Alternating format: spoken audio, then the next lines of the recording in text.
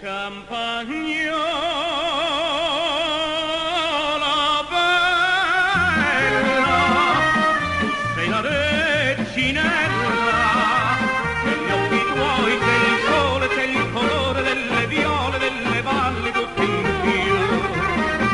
Se canti la tua voce è un'armonia di pace che si diffonde e dice se vuoi vivere. Cari amici sportivi, welcome to yet another edition of Red Card Weekly, week 38 edition of Red Card Weekly. Here we will mostly speak about the SerieA, sometimes some international, sometimes some European, and yes, but we're not professional, nor do we pretend to be. I am one of your co-hosts, Vince. Sì, Sidorf non c'ha la squadra di scolari, ma oggi è veramente sabotato quel gol di Montari. Tavernese. And always faithfully to my right, legend, journalist extraordinaire, Steve. Well, I'm not a journalist. You're an amateur journalist. Not even. Not even? We have Steve. Italy's national team is going to go down pretty soon to 23. And I got my opinion on that. You just wait and see. Fully. So before we get into this whole World Cup discussion, let's talk about what went on in the last week of SerieA. How many weeks in a row do we have to congratulate? We need to congratulate 102 points for Juventus. Steve's loves. What a stupid stat. What a dumb stat. 102 points, 102 points. Who cares? You won the Scudetto. It's still some feat, and let's be honest, Steve, let's be honest here. If Milan was in that position, you still have Milan. There would be some people too, but I would still say it's a stupid stat. They won the league, that's it, that's all. You know what I want to talk about? Conte. Is he staying? Is he leaving? Steve, what's going on with this? He's such a girl. He's a real girl. A real girl, he can't decide. Sorry. Before we get into the girl talk, we're not going to give you any highlights because we haven't been seeing any extraordinary football, Steve. What we have here for you guys, Steve, what do we have for them here? It's the Champions League from 2003, Juventus versus Milan. When the glory days were there. So that's what you got playing there in the back. Why is he a girl, Steve? I don't understand this guy. You want to stay, yes or no? That's it. That's the whole thing. Why all of a sudden does he want to leave? Who is Conte to demand that he wants to leave or to say that he wants to leave? Where is he going to go? What's he going to go coach? Maybe there were talks. Well, obviously there's always rumors that when Ferguson and Conte were sitting together at the Europa League final. But who cares? Who cares what he wants on his team? Who is Conte to ask for players? Ferguson, he asks for players, he gets players. Ancelotti asks for players, he gets players. Capello asks for players, he gets players. Pep Guardiola asks for players, he gets players. Mourinho asks for players, he's gonna get players. Conte, unfortunately. Conte, who the hell are you to ask for specific players? What the hell have you done? You've won 3 Scudetto, which is a fantastic feat. Yes, it is. But in my humble opinion, it's in a watered down league. A lot of teams not at the top of their form. Because if you see behind us in 2003, there's no way that you were going to get 102 points in a league like that. Exactly. So I think Conte stays. I think it's just a whole bit of blah blah. Maybe some things going on behind closed doors, but maybe we'll. So just don't talk about it. Just don't talk about it. Then again, we would have to read, right? No.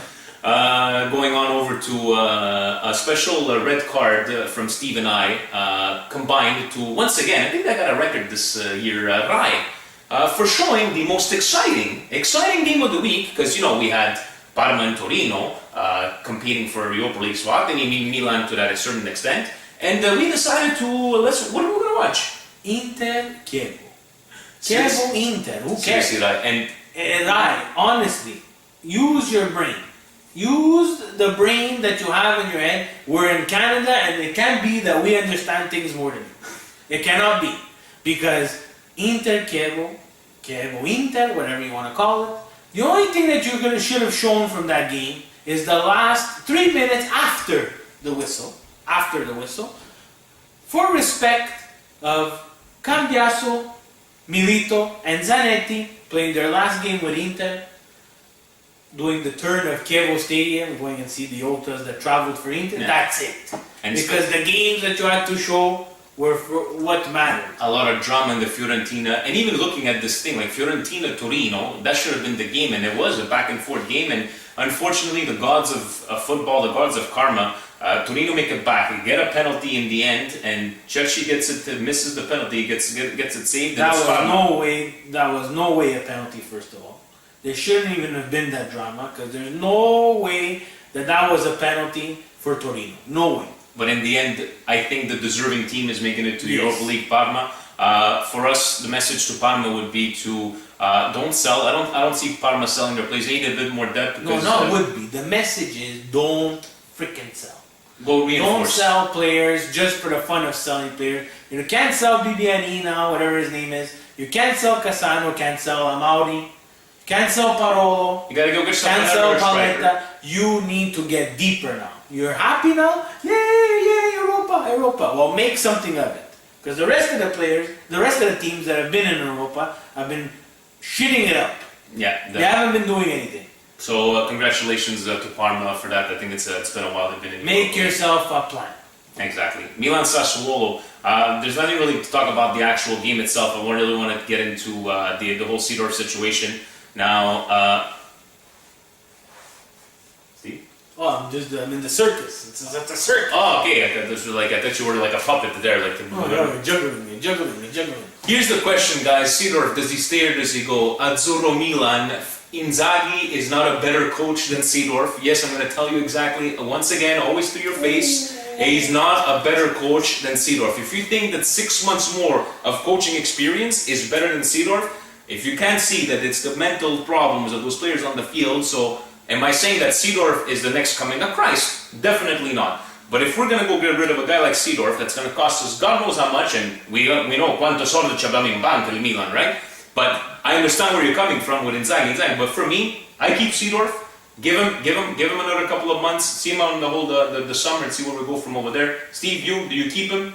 I have no idea. I'm not gonna logically, which is very hard to do with Milan right now. Think logically when talking about Milan. Yes, I would keep him just because, first of all, we've suffered so long with Allegri, and he absolutely had no plan. Yeah. No plan for the youth, no plan for the future, no plan for future mercatos, nothing. We suffered with him.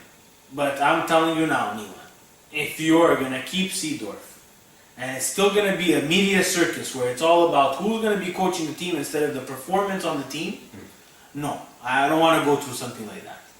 But I'm telling you something else, Milan.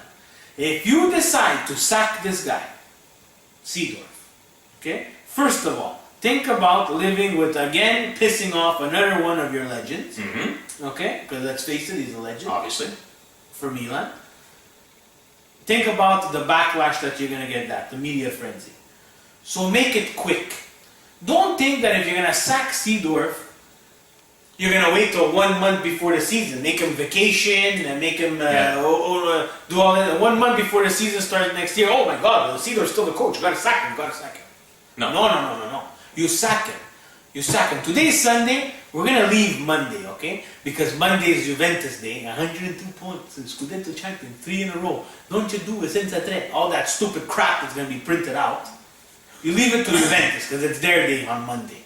But Tuesday, the pink paper, when it comes out, if you're sacking Seedorf, the pink paper on Tuesday, you better have a photo of him with his valigia going to who the hell knows where he's going to be going next, and who's going to be the next coach. And I want a valid reason why you're firing a guy when we had to suffer with Allegri for over 3 years. I want a valid reason, and then we'll be able to judge. Exactly, and then everybody's going to be able to say, but manage the media as well. You can't manage the players on the field because you screwed up that's for sure. Because you decided to buy Matri, that's honestly, you can't manage those people there. But do your job and manage the media. Guys, we're going to go into our World Cup edition. Right now, let's go just take a look at a picture here of all our called-up players. So, the 31. The 31? 31 players. 30 players. No, 31. 31? Have a look.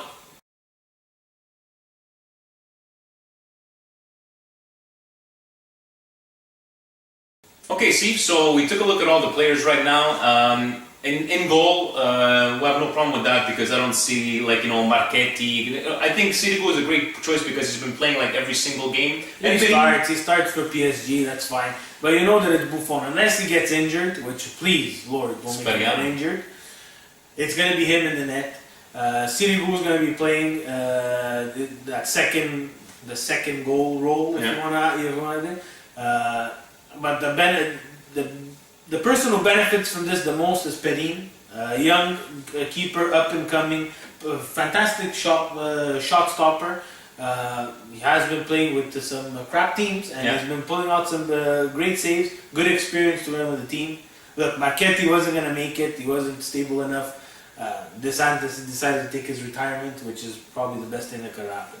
So looking at the defenders, we had to look at all the players. Who do you keep, or let's go with who you're getting rid of? Okay, from those defenders, I'm getting rid of Maggio, I'm getting rid of Ranocchia, and I'm getting rid of Mirante. For me, Ranocchia, Paletta. It's not for him. You're trying to find reasons why Ranocchia. Because he's tall. Who cares if he's tall?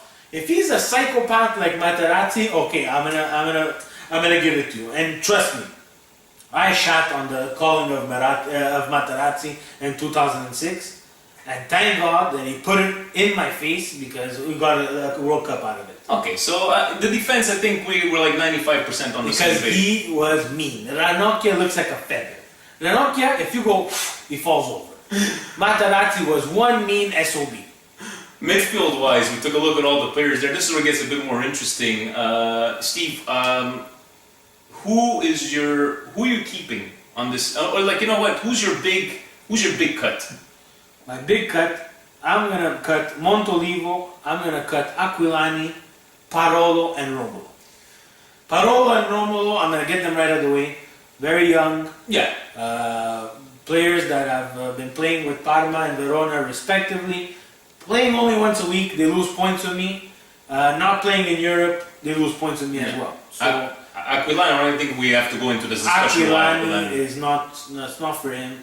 I'm sorry, it's just not going to work out. There's other players who have much more positive attributes than that. Remember Liverpool paying $20 million for this guy? Anyways. Gold. And Montolivo, and here's what interesting, because we were talking about this before, and listening to Steve explaining why Montolivo. Now, Steve, if we look at all who we have left, we have Candreva, De Rossi, Marchisio, Thiago Motta, Pirlo and Verratti. And Steve, why no Montolivo? Montolivo, of all those players, has had the worst season of all those players. So I don't care if Prandelli loves him or hates him or loves his mother, loves his sister, I don't care. He cannot be on this team.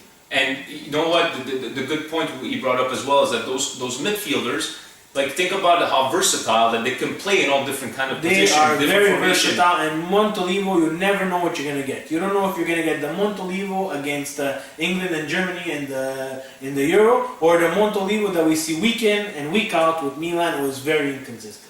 Looking at the strikers, striking-wise, I think this one here, I was surprised with your pick that you were going to send home Insigne. But looking at the rest, guys, we have Balotelli, we have Cassano, Cerci, Destro, Immobile, and Giuseppe Rossi. The discussion comes back to the whole why we keep the versatility of these players here. They're not carbon copies, but they're logical switches if something would go wrong, injury, with formation, and so on and so forth. Balotelli and Destro, they can change. They're both two types of players who are very instinctful in the box when Balotelli decides to go in the box.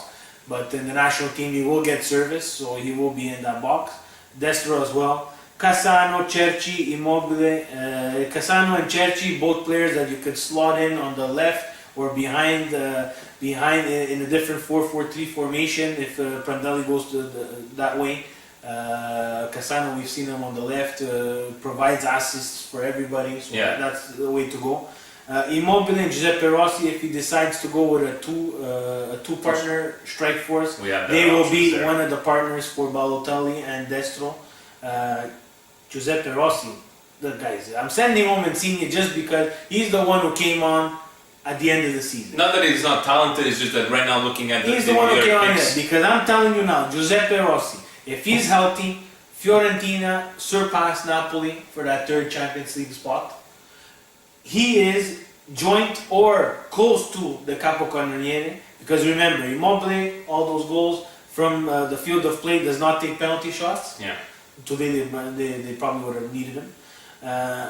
But Giuseppe Rossi does take penalty shots, so maybe that would have given him the advantage in the capocannoniere race. This is why. And the key factor to all this, even on defense, will take one less defender if you even want to add someone else. It's Daniele De Rossi. Daniele De Rossi, he can play in the center of a back four. It's proven. Like he's shown in the Euros. He will be able to extend his career by at least 4 to 5 years if he puts it in his head that he could play central defense. So basically all these picks, we're going to have some discussions, right? And as per discussions, yes, I picked on you before, Zurin, but we love you, the whole conversation that we have. And we'd really like to hear maybe about your comments or on Steve's picks. I'm probably going to tweet it out later. On that note, guys, it's not really our last episode. We will be having probably an episode within the next couple of weeks. Let's just say that it's our end of the year gala. There's some sort of thing called the Oscar del Calcio. We will have our own Red Card Weekly.